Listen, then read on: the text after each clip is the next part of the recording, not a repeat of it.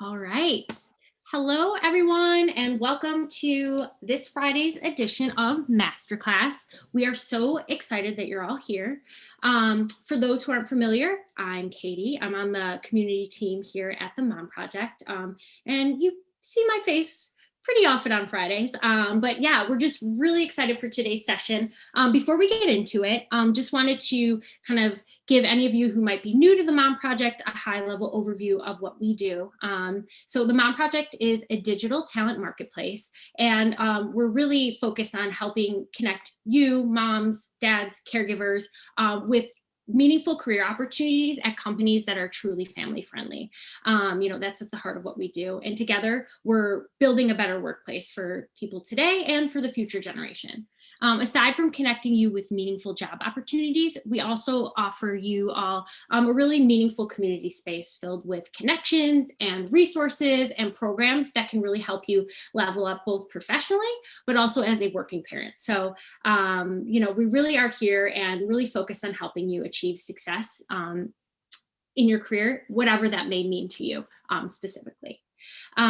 So today's session is something that's pretty near and dear to my heart. This one is preparing for a return to work after parental leave. So for all of you new parents, this is such an important topic. I have a 4-year-old and I have an 8-month-old, and my return to work with the second one was completely different from my return to work with my first one. First one was normal time, second one was in the midst of a pandemic, but I just think it's so important for, whether you're, pregnant right now, or maybe you have a kid, maybe you're pregnant with a second, third kid, whatever it may be. This is just such an important topic to explore because, I think the one insight, at least for me personally, when I was returning to work is you don't know what questions to ask until you're going through it. So to be able to have a resource like this to kind of flag things you might not be thinking about or know to think about, as you prepare for a reentry to the workplace, is just so very important. So wasn't the first time around, I didn't have a resource like this available. So I'm just excited for everybody here to really spend some time to, get some tips, tricks, and framework to really kind of set yourself up for success.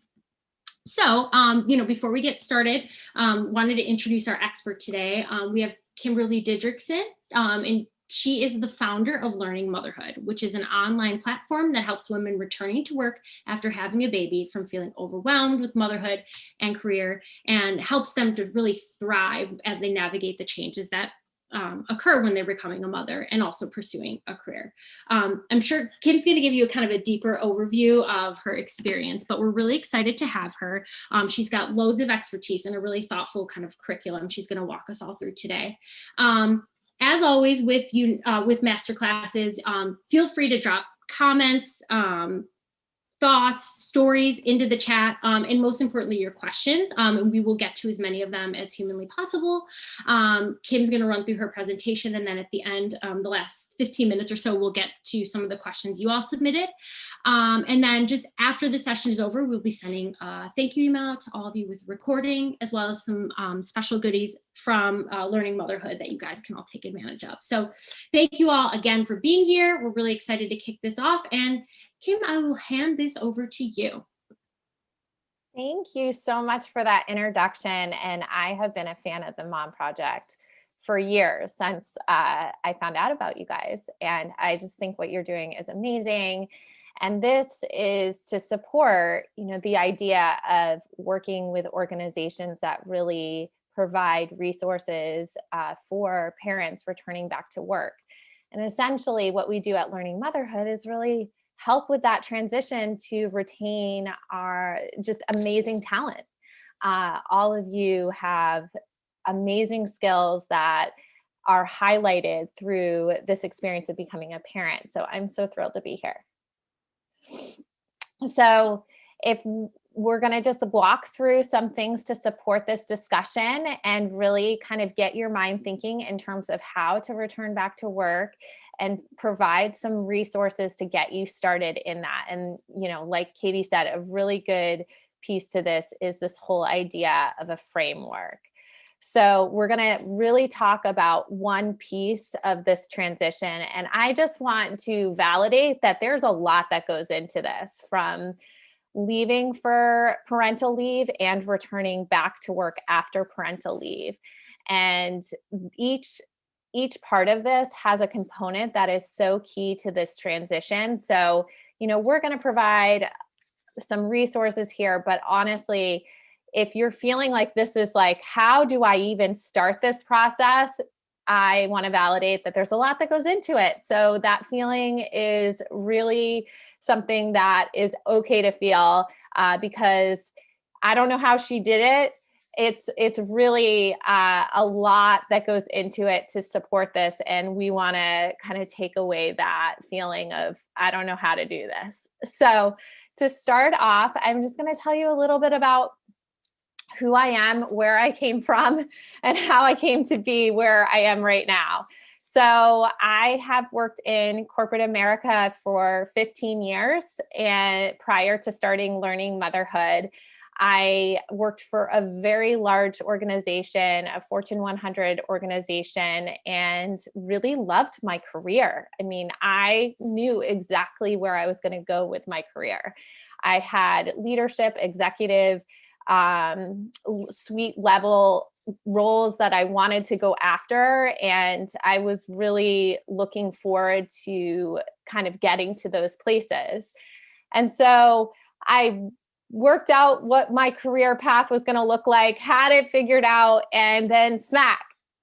And I don't mean this in a bad way, but I had a baby. It was like so different than I ever anticipated. I really thought I was just going to put my baby on my hip. We were going to have this amazing new family, and I was going to drop him off at daycare, and we were just going to continue with our corporate, goals I had with my organization and career path. And we just had this nice family. I was so shocked by how different that experience was on a physical standpoint, a mental standpoint, and also just on a logistical standpoint. The emotions that I went through after having my first son was something that really tested what my career path was going to be. How do I even connect the two? How do I go from being this really driven woman that had this path kind of outlined for myself to now a mother, and how do I bring them together? Because this career was so important to me, and now I'm a mother, and that kind of trumps it. And how do I still feel like I can do both when the feelings are kind of competing against each other? And so I looked around and I said, okay, there's got to be other mothers going through this. There's got to be other people going through this experience. And I just got, you just do it. And that's it. And when I looked at that, I said, that can't be the answer. We cannot just be like just forcing ourselves through this transition. There's got to be a better way. And what you learn from this, and something that is really kind of profound, especially right now during COVID times, is 42% of new mothers or mothers with children under 2 don't return back to work. And that is not because maybe they don't want to, it's because we can't connect the two between motherhood and career, and how to bring them together to provide an experience where you can do both. And we look at it with unrealistic lenses. Like, how do I balance it all? How do I make it all happen? Well, there's so much more to it. And the thought that we can balance it all is just putting ourselves up for an unrealistic thing that we can't get to. So what we did here at Learning Motherhood is say, okay, what are the components to help support this transition so that you can feel like you have that support, you have a roadmap, and then you have tools that you can put into your, what I call like a suitcase. Like, you have resources to kind of get the right amount of clothing in your suitcase to start this navigation back to work. And from this, you can feel that support. So that is kind of why Learning Motherhood exists. I went through a really difficult time and I saw nothing, as Katie mentioned, like, where's the resource to help us through this? There isn't any at the time. So we created it. And now I'm a mom of 3 little ones. I have a newly 7-year-old, turned 7 last week, and a 5-year-old and a 2-year-old.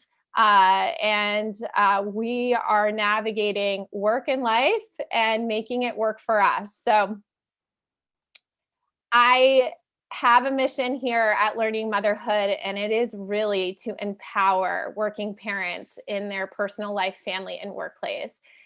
The idea here is not to say this is the roadmap that you have to follow, but here are the tools to support what you need through this transition, because ultimately every single situation is different. And could that be not more the case right now during COVID times? Like, everyone has a different situation, whether you're working from home by yourself or you're going to be working from home with a 2-income family and you're both at home, or someone's at home and someone else isn't at home, and childcare looks different. Everything looks different. So the idea is just to provide the information to build out something that works for you.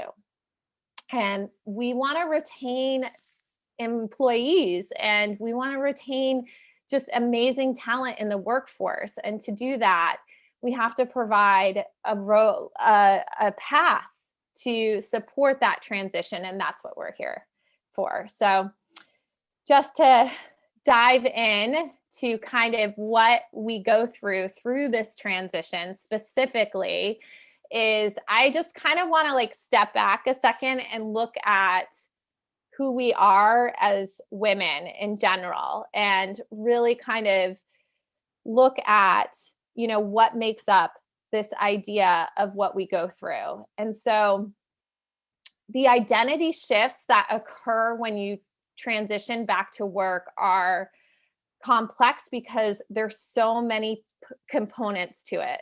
You're an individual by yourself. You had this career, right? I had this career that I loved, loved, loved. And I thought it was going to be easy to just transfer that into a family. But all of a sudden you have this new title, which is mother, that you're figuring out, whether you're figuring out for the first time or the second time or the third time. It all looks different in so many ways.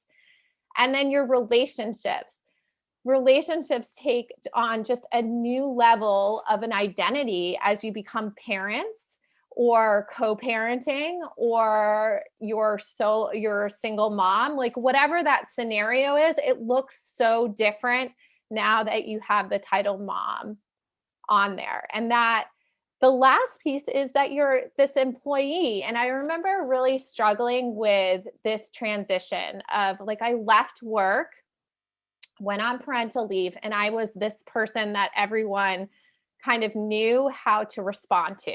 They knew the expectations. They knew how I worked. They knew like what to expect from me. And then I felt like, how do I live up to what they saw before I became a parent? Now I can't like work whenever they want me to. Now I have real boundaries on how I have to work now. I have real things like feeding my baby, like navigating, getting ready for the next day, not just for me, but for another human. And so I really struggled connecting those two. And I just want to like give you a moment and say, if you're struggling with that, like, you're not alone. It's a really challenging time to kind of figure out how all these components of your life come together now that you're a mom. So I don't know, Katie, like what your experience was, but I know that this is something that not only happens after the first, but it was something I felt in a different way after my second. Totally. I feel like it was compounded, like, right? You like get used to the new normal and then the new normal changes again. So it is kind of like starting from scratch. At least for me, it was.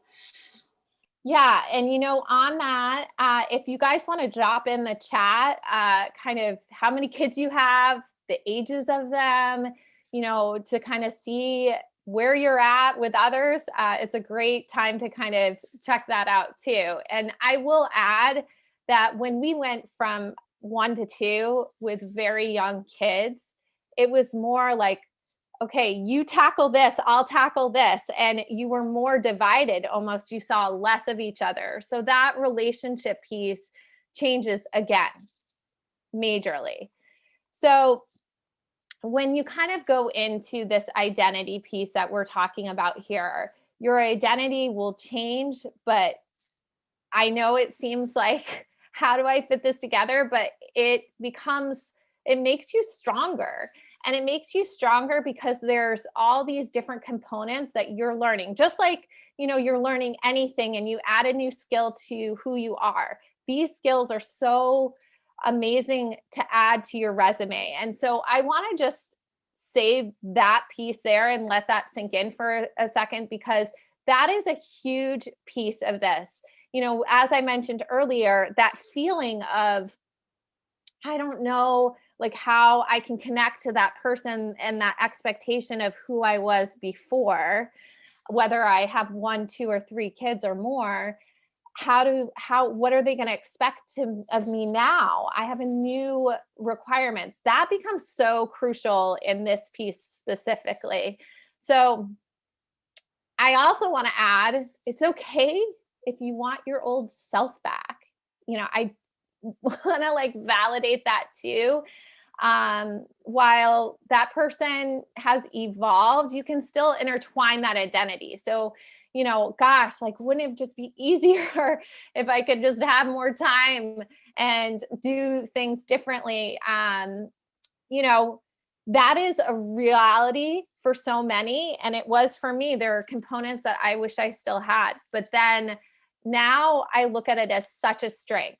The things that I've learned from becoming a parent are really crucial to this discussion. And it's easy at the same time to get lost in motherhood.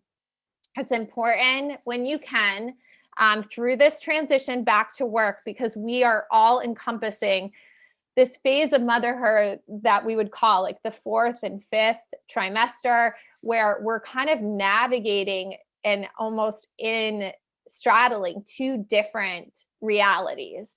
And so when we're diving into motherhood, it's like, okay, well, how do I add something on top of this? This seems so hard right now. How do I add another component to it? The way you can do it is just kind of starting to give yourself the opportunity to step away. And it's really hard in the early stages. And it's not stepping away for, days. It's stepping away for 30 minutes. And this is going to help with this transition. And so when we dive into this, you really need to understand that your needs are important as you do this transition back to work, whether you're talking to your employer or you're talking to your partner or you're talking to yourself. Your needs are super important in this discussion, and on a day-to-day basis, they can really feel like they're last on the list. But one of the things that has been key to kind of shaping that mindset and changing it a little bit is thinking of yourself in a way that really supports, if I do this for me, I'm better for everyone else. And it's okay to ask for what you need. So we're going to dive into some really key 5 tips related to this transition, but I want to validate that it is okay to ask for what you need. It's all how you say it. And we'll talk a little bit more about this, but keep that in mind. The delivery will really support getting what your needs are and having people accept and be on board with them. And lastly, as I talked about earlier, I don't know how to connect with my previous person. Now I actually have better skills now that I'm a mom. For me personally, I notice the difference, and the things that I can do now that push me to new limits that I didn't know even existed as a mother are very transferable to work. So getting really more focused on what my workday looks like. I no longer had the luxury to kind of, have my full day and after work to really have that time to dive into my computer. Now I was more focused because I knew this is the time. I have other things that I have commitments on. So let's talk about these 5 tips and navigating this. When you're returning back to work, the first thing to think about, if you haven't already, is really outlining your childcare. And obviously, in an ideal world, we would have had selected our childcare provider. However, during these times, it is important to reevaluate your comfort level and what your provider can, and if your provider can still meet your needs. And what I want to just tell you is I had a real experience prior to the pandemic where I had selected my childcare provider before I had our first son. I think I was 6 months pregnant at the time. And then after I had my son, it just was not the right fit for me anymore. And so it's okay if you had selected your child care provider and you need to reevaluate. I would recommend letting those feelings sit with you because you're having that feeling for a reason. And it's important to validate that and also honor that and have discussions with whomever is a part of that experience with you in terms of selecting your child care provider. I also would like to say, like, backup care, you need to discuss what this is going to look like. And when I say that, that could mean that you and your partner are tag teaming backup care. So in the era of COVID, we've got to think about quarantine and all these different things that could happen, or shutdown of daycare facilities, or your nanny can no longer be there for whatever reason. Understanding what the backup care is before you go back to work will really support your ability to lessen the anxiety because you already know what it's going to look like. And I will add, in this discussion specifically, you might want to I would suggest you reach out to your corporation and see if they have a backup care program. Some of them do. And if they do, I would kind of dive into that ahead of time, not wait until you need it, but actually start evaluating that childcare options ahead of time. So again, this is all about like decreasing the anxiety, knowing your options ahead of time and being able to pull from them when you need them, because the urgent thing's going to happen. I think that point about backup care is so important, just because especially right now it happens where like the daycare is shut down, whatever, it's all out of our control. But Right. I'm fortunate enough, like I have a partner and we've had conversations like, okay, we'll trade off. Like you do one day, I'll do, like, if things come up. So yeah, I think that's so important, but not something you would anticipate. Like, so thank you for calling that one out. That's a big one. Yeah. And I would say that when you're having the discussion with your partner, it really is like, okay, and this is like way before there's actually a sick day. It's saying, okay, what is this going to look like for us? And how are we going to define who is going to take on that responsibility? If you are a single parent or solo parenting, I know this looks very different for you. And for those particular cases, that is where we work on kind of scheduling out routines and communication with your employer specifically. But these are all pieces that are really crucial to this, because when you're trying to build out your return to work, it's great to have the logistics kind of ironed out so that you can have the emotional experience that you need to have during this transition. You want to like eliminate the things that you can control, and then allow yourself to have those emotions that are most likely going to come up in this time frame. So setting a meeting with your boss ahead of time, I would highly recommend. And in that discussion, really come prepared with how you would like this transition to go.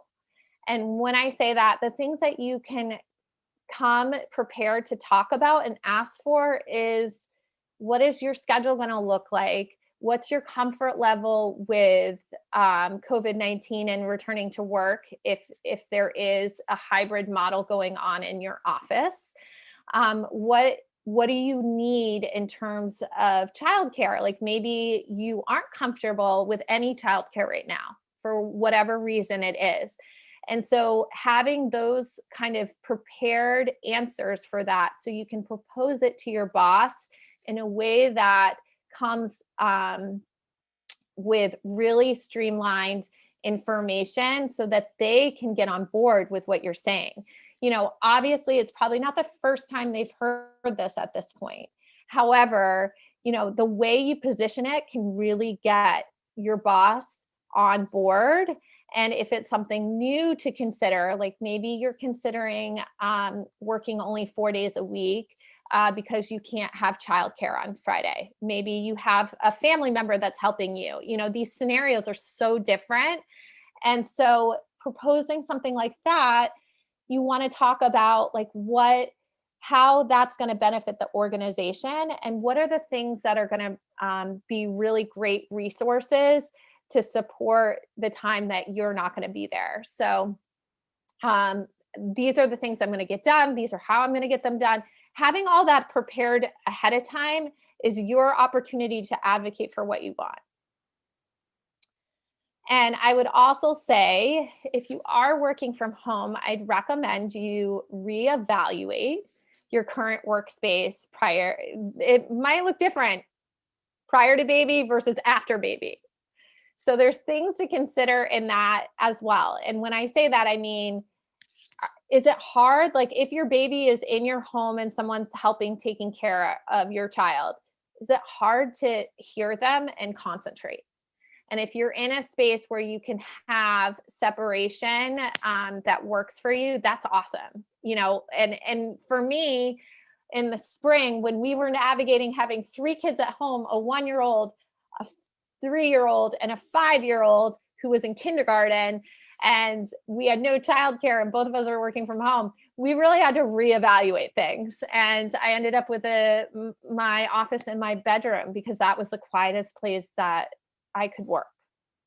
And so really aligning yourself with understanding and being okay with that being a different solution. And in addition to that, don't be afraid to ask for ergonomic needs. This is something that I think during the pandemic, everyone rushed to kind of navigate initially, but now it's time to kind of step back and say, okay, what is working? What is not working? And what can you add? And being okay with having that conversation with your boss can look like, I reevaluated my workspace and here are the things that will functionally work in order for me to thrive and work at home. And I want to say one more thing on when you're advocating for yourself with your boss or HR is really make sure in that discussion that you come from a place of showing that you were prepared. I think that goes a long way in terms of showing your commitment to the organization. So I think there's the fears out there related to this return to work phase that come from not only you, but from your employer. And so demonstrating that you're being thoughtful and thinking through this will go a long way in supporting that discussion.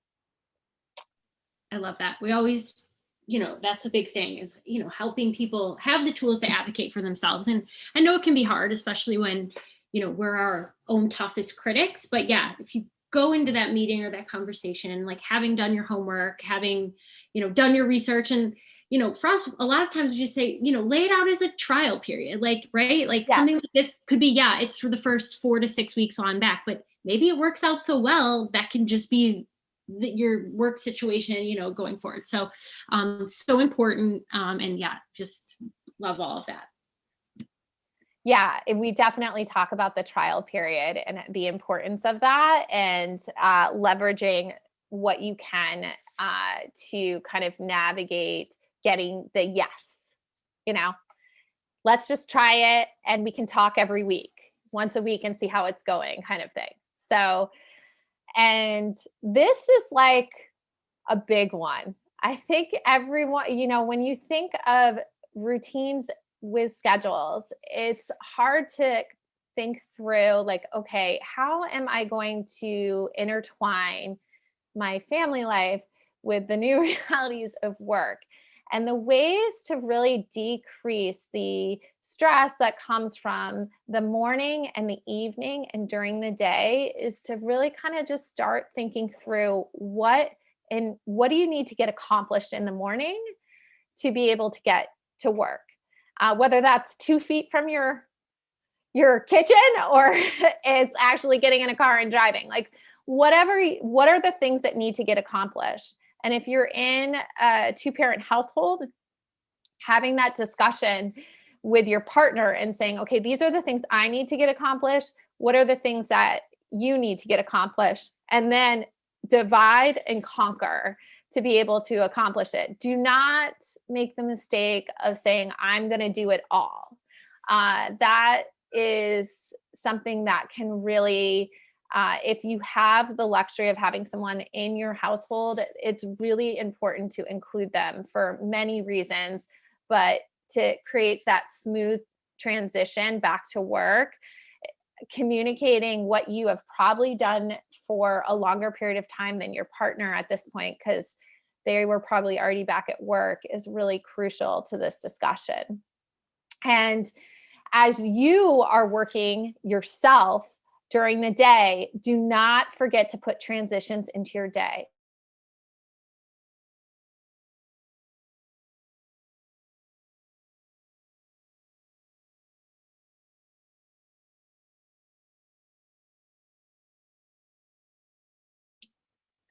Kim, are you there? I feel like you froze up.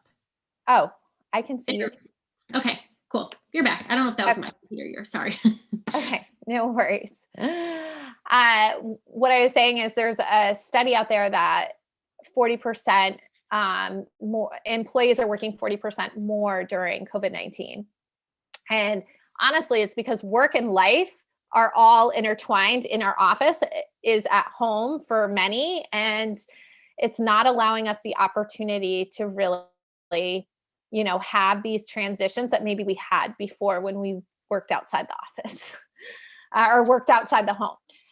So building in, like, even if it's 5 minutes before you get on your computer, get off your computer, whatever you can really add to that, put it on your calendar, make sure it's there, block it off so that, no one can schedule things unless you okay it, and include that in your workday. That includes nursing. If you're nursing your baby, when you were going in the office, you were scheduling, right, for time with a room, hopefully, to pump. And now you don't need to do that, which is an awesome, amazing perk of working from home. But on the flip side, if you don't give yourself that time to kind of step away from work, it's 24/7. There's no break in your day. So enjoy those moments and have those moments scheduled on your calendar, that just as if you were at work, you would have scheduled them and stepped away. Schedule them even if you're working from home. Yeah, that's a big one too. I think, like you said, everything's kind of bled into each other. And it's funny, I work from home, my husband works out of the home, and I'm always like, you're so lucky you get a commute. And he's like, you used to complain about it. And I'm like, yeah, but you're in the car by yourself, you can listen to what you want, but yes, I think it's important. I've since started adding transition times into my calendar, so this is a big one. Good. And yeah, you're right. Like and it's sometimes we need to justify, and that's why I kind of want to add that in. You were getting those transitions before. So it is absolutely reasonable for you to get those transitions now that you're at home working from home.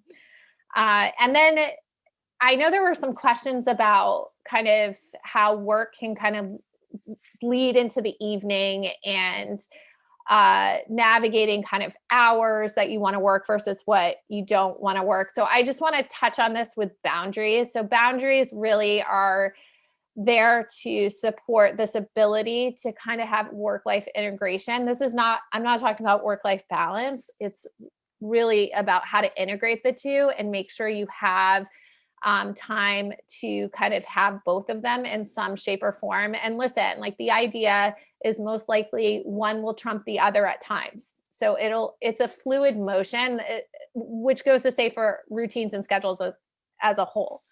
They're most likely going to change, just like a baby and toddler and children change. This is probably going to evolve. And so with your boundary setting, I would just recommend that these are things that you just put on your calendar and you communicate to your team. And that could mean that you have designated times where you're just not available in the evening. And if it's urgent, there's a way to connect. But most of the times, it's funny, like in my world, I would get so ingrained in like, oh my gosh, this has to be done right now, right now. I have to get back to them right now. But then the expectation was always, I'm going to get back to them right now. And so then I created like kind of my own monster. So it's okay to take a breath and, get back the following day. And if you're proposing a 30-hour work week versus a 40-hour work week, I would just recommend that you talk about how you're going to navigate that 30 hours and what's going to be composed of that time to get that approved. And again, going back to that discussion, you can do it as a trial. There's all kinds of things that can go in there. So speaking of that, trial your day out ahead of time. Trial your childcare provider, practice your morning and evening routine, and review your workspace and location. Make sure you just trial this out. We're talking all about this. I wouldn't wait until the day of. When I was telling you guys that story about how I really struggled with my first child, kind of going back to work, I actually had to trial going to work and being away from my child that long. I really had to practice that on an emotional standpoint to get to a place where I got to my first day and returning back to work. And actually, I forgot to mention it back on one of the other slides is when you're trialing this out, try it at the times that you're actually going to be going through this process. We did it with childcare. We did it with our morning and evening routine. And we did it, I checked out our space. I actually brought, at the time, this was pre-COVID times, but I brought our baby to work with me just to say like, hey, I'm a mom now kind of thing. And now that's not the case. So, trialing these out on the simpler terms is going to be really crucial to that change that you're going through. And lastly, make sure that you give yourself the opportunity to come back to work at a time that works for you. So I recommend doing like a Wednesday or further. So middle of the week, so Thursday, Friday, whatever you want to do, just make it an easier transition. And another idea to consider when you're doing that is you could also, if you don't have that option, I'm thinking teachers and different professions that maybe are more specific times, you could talk about doing like a flex schedule to get to a full schedule within a 4 to 6 week period. So you could talk about 3 days a week, 4 days a week, and kind of work your way up there as well. And again, this is all in benefit of the employer. And if you position it that way, you're going to get more of a yes. Yeah, I love that. It was a friend of mine who like has said, oh, you should plan on going back on a Wednesday or a Thursday. And I was like, why? And she's like, just do it. And it's like such a pro tip that you don't even think about. You're like, yeah, I'll start Monday, like start the week off. But yeah, it really makes a difference that first week specifically. If you can Absolutely. Absolutely. So, the last thing is just capitalize on your superpowers here when you're going through this transition. I think that sometimes we think, oh my gosh, I'm not that same person. I can't be the strong woman that I was before. Actually, motherhood is a strength. And so leverage that as a positivity as you're kind of going through this uncertainty of navigating the return to work. And also make sure you've learned a lot during this time on parental leave, like a lot of new things. I mean, between I'm pumping and being on your computer to doing whatever it is, like the multitasking piece is so on a like a different level I never anticipated understanding until after I had a baby. So just know that while we don't want to multitask all the time, you have learned like how to be efficient is basically what I'm trying to say here. So your skills are an added advantage and resource to the workplace. So please, please, please keep that in mind through this transition. I love it. Uh-huh. Multitasking, adaptability. Yes. There's just so much. And like, yeah, like I think one thing is like you all of a sudden learn to focus on what's important first and foremost and know that the Exactly. other stuff can wait. And I think like that's something you're like, oh yeah, I can do that. And it's totally a different mindset that switches on as soon as you step into those mom shoes, because it's true. What matters most happens first and everything else can wait. Yeah, exactly. Exactly. So those are kind of our 5 tips. Just so you guys know, and we'll dive into questions, but our return to work series is available. It's ready to go for everyone kind of navigating this transition. We're going to send information about it, but it's built to support this transition specifically. So we just kind of highlighted a couple things here to get the conversation going, but you can go to our website and actually join our private community and have access to not only a slew of videos to help you through this transition, but some real live community support. And then we have company programs too. So if your employer is interested, let us know. We are here to help provide resources to really support this transition through this time.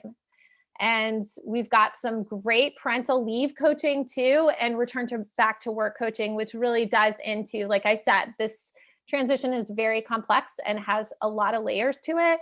And it's very individualized in some cases. So that is where we can really support your individual needs.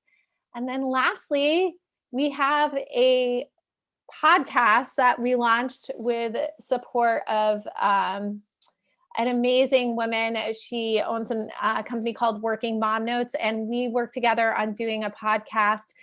And it's all about motherhood and career and how it collides and how to navigate your days. So just some really great ways to support this conversation. And I want to leave time for questions. So Katie, I'm going to flip it back to you. For sure. So I'm just going through the chat and it looks like we've got people here today, kind of at all ends of the spectrum, from people expecting their first very soon to individuals on maternity leave, first who's 11 weeks. We've got some parents with someone who has a almost 10-year-old, some have multiple kids. We really have a wide spectrum, which is great. Looking at one of the questions just that came up in the chat, this one is, I'd love to hear more about how to present or sell a longer maternity leave when you want to work again to employers. So I think the question here is, maybe you took an extended maternity leave and you're looking to re-enter, like how can you best position that? Like if you're looking to kind of get back to work. Yeah, I think you can talk about that in a way that really says that you were present during this time and really wanted to dive back into your career and notice and felt the need to really present your career as a positive aspect. So I think the way that you can kind of navigate that one, and I absolutely understand. I actually transitioned into a new position after having our first son, and it really came from this place of guided support and saying, through this time I realized this is really where I want to be and this is how I want to be there. And I think that explanation is good enough. Taking a longer parental leave is really a part of what I hope to be the future. And during this time, navigating that can be through explanation of your passions, your career goals, and the importance that your family has in that discussion. It's not saying they don't exist. It's saying, yes, this was a part of a transition for me. And I am so thrilled to kind of figure out like how much I want to be back in the workforce and provide, my talents to an organization. Yeah. I love that. I mean, we're hoping longer parental leaves become the norm as well. Yes. We Yeah, can get that supported at a national level. exactly. But yeah, no, very, very valid. And I agree. Like, you say, just own it. It is what it is. And it's okay. Like, Yeah. that's okay. It's okay to take as much time as you need. It's one of the most important things you're going to go through in your entire life. So, And I will say, I had an executive at my previous organization who did exactly that. So she was interviewing for a new job and she did exactly that. She said, yeah, this is important to me. And this is why I'm here too, because this is important too. And the leadership appreciated the authenticity of being real about it, because they said, okay, there's nothing that you're not going to tell me. You're going to be on. So the skill set of just putting it out there is actually shown as a positive thing. yeah, that's great. I love that. Especially if people can do it at the highest level. Hopefully that's a great example for everybody else Exactly. at the company as well. So that's wonderful. So this is an interesting one. I know we talked a bit about like preparing and getting ready to get back to work. So this question, what do you do when you're back at work and you're realizing like maybe you're not enjoying it or something is not working? Do you have any tips or like steps you think somebody should kind of work through in order to assess like, is it the role? Is it the company? Or is it just something I need to work through in terms of scheduling? Just interested to hear your thoughts there. Yeah, I think it could be a combination of all those. And first of all, I think you should honor that feeling that you're having and not try to push it away. Uh, One of the things that I personally realized, and many women that I've worked with have realized, is let me just like go through the first couple of months to kind of work through what I'm feeling, what my schedule is going to be, how are we going to adapt to everything, and then I'm going to reassess.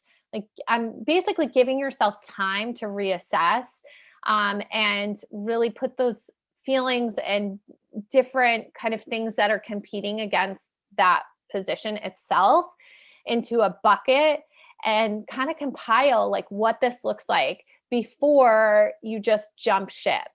And because like I said, this does come with a lot of emotions too. And so it's important to kind of start to feel that out as you navigate what is the right decision for you, uh, especially during this postpartum time. Yeah. Yeah. No, I mean, I think that's true. Just, you need to get honest with yourself. Like nobody can pinpoint anything, the problem unless, you really take the time to go deep and think about that. So, And I will say, if this is something you want to start talking to your company about, the way you can come about it and saying like, I want to grow and develop with your organization. Here are some things that I think would maybe be something that I would like to do, and start putting that out there in a positive way and flipping it from like, I don't want to do this job anymore, and flipping it to like, these are the things that actually I'm really excited about and want to really contribute to the organization. yeah, that's great. I mean, so actually taking that a step further, another question that came in was like, how should you approach, your manager, your employer, once you've decided maybe returning to work isn't the best option for you while you're out on leave? Any advice there? I would wait until you're kind of it all depends on financial pieces here, honestly. Like if you're depending on that financial support from your organization based on whatever parental leave you're getting, I would, wait until you're 100% sure that you want to go down that path.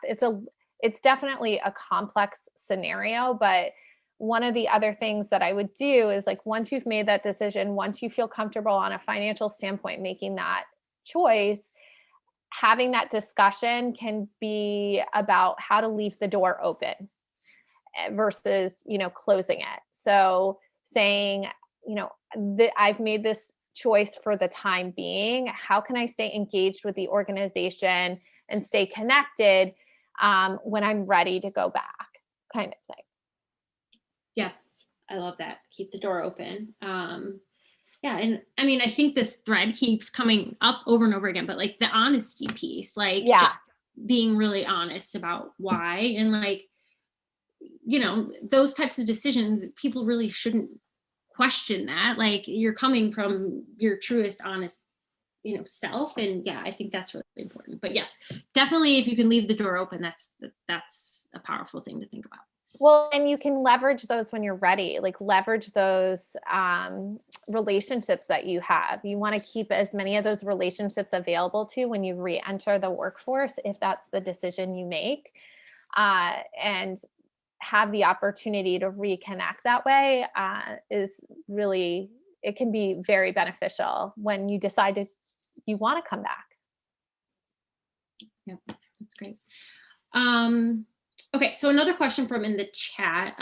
Any advice for self-employed workers and communicating new boundaries with multiple different clients?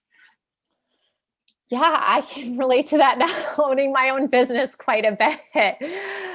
I think you come from a place of putting expectations out there first and foremost. So saying, I answer my emails within 24, 48 hours, whatever the expectation is. Here are my hours of time frame. You, as self-employed, get to really kind of define that. On the flip side, I know there's some fear with that because you don't want to lose your client if it doesn't align well with them. So I think also asking that question, hey, will this work for your schedule as well? If it's an individual client, I don't know if these are larger clients or smaller one-on-one clients.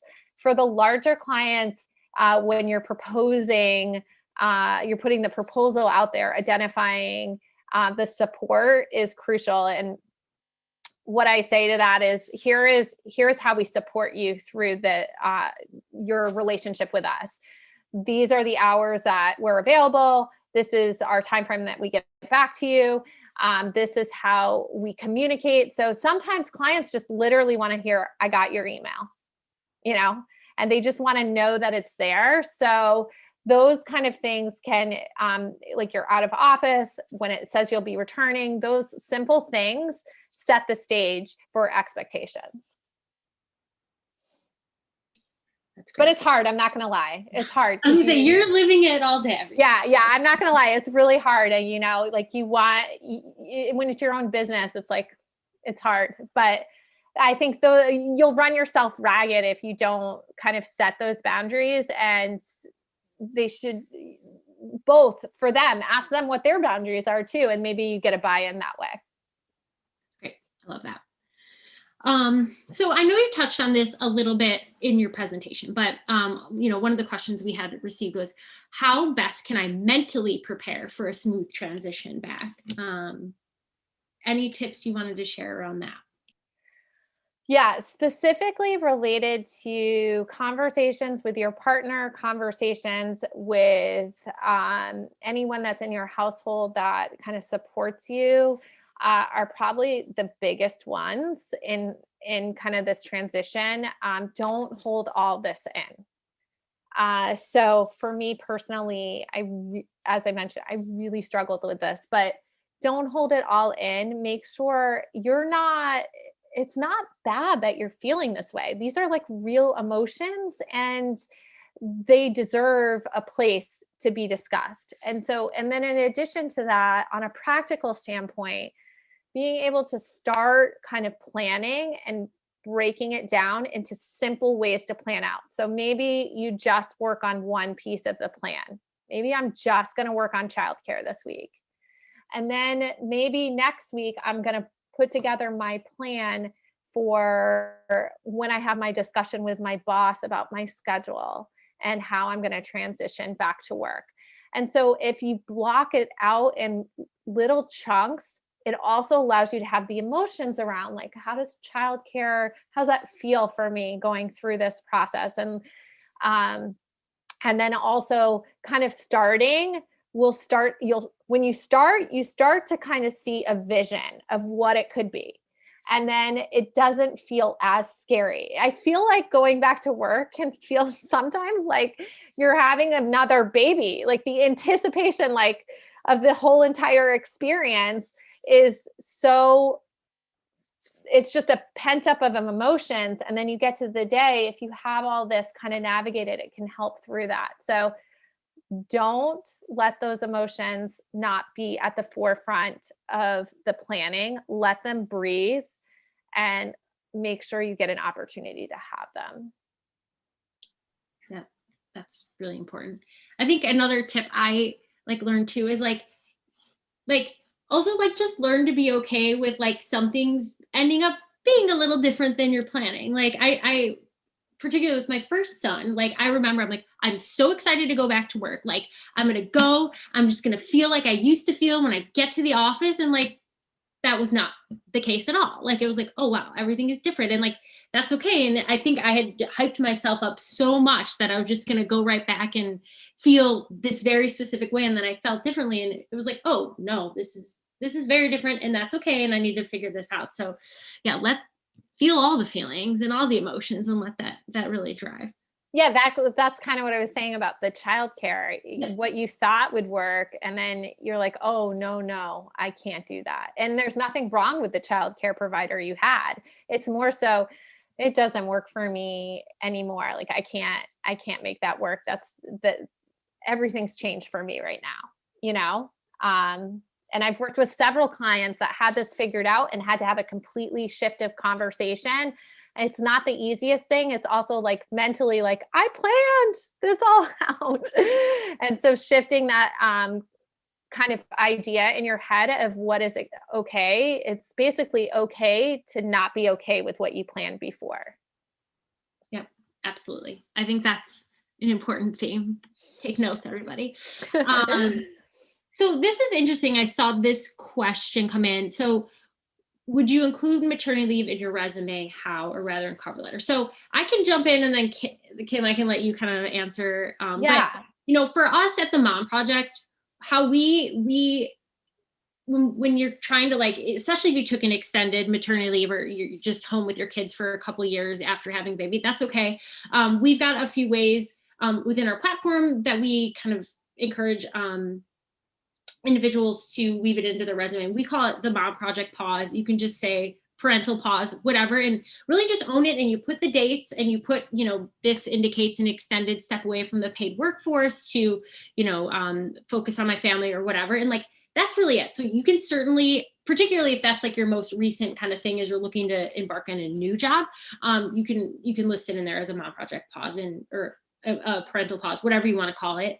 And that's totally okay and totally a valid thing to include on your resume. Yeah, I 100% agree. Going back to being full disclosure, it's really owning kind of your transition. And then when you're having on your cover letter, you can talk about what you learned from that process of having that time away and showing like the things why you're so excited about this opportunity and why it is a marriage of what you experience during your pre-kid experience of having a career, and then this transition to returning back to work, what those skills are that you are really excited to kind of flex those muscles in the workforce again. That's the cover letter piece, right? Like that's where you can be a little bit more unique, but also kind of sell yourself. Love it. I know we're up on time. So, I mean, Kim, this was phenomenal. You covered so many important topics, and I think, highlighted things that people might not have anticipated as they're kind of navigating this journey. So thank you for that. everybody that's tuned in, thank you for making time to be here. We're going to be sending a follow-up email out to all of you after this. But Kim, I didn't know if you wanted to wrap up with any last gems or anything else you wanted to share. Yeah, I just want to say thank you so much for your time today. These are just a little kind of flash of information to get you started in this transition. Know that whatever you're feeling, whether you're excited or you're not, there's this guilt, whatever area you're in on this transition, that they're very valid. But kind of starting to create a plan for this transition will really help. I want to leave you with this: advocate for yourself. It's okay to ask for what you need. If you need accommodations because of COVID-19, do not be afraid to ask for them. It's all how you position it. It's all how you share the information. And if you share it in a way where the organization feels supported just as much as you want the support, then you're in a great place to get that approved. And I'm so thankful for this time. Please come and check out our Return to Work series. We'll be sending information about this. And thank you for this opportunity, Katie. Amazing. Thank you, Kim. We so appreciate it. And thank you again, everybody that tuned in today. Have a wonderful weekend, and we'll see you here for our next masterclass in a couple weeks. Bye. Thank you, guys.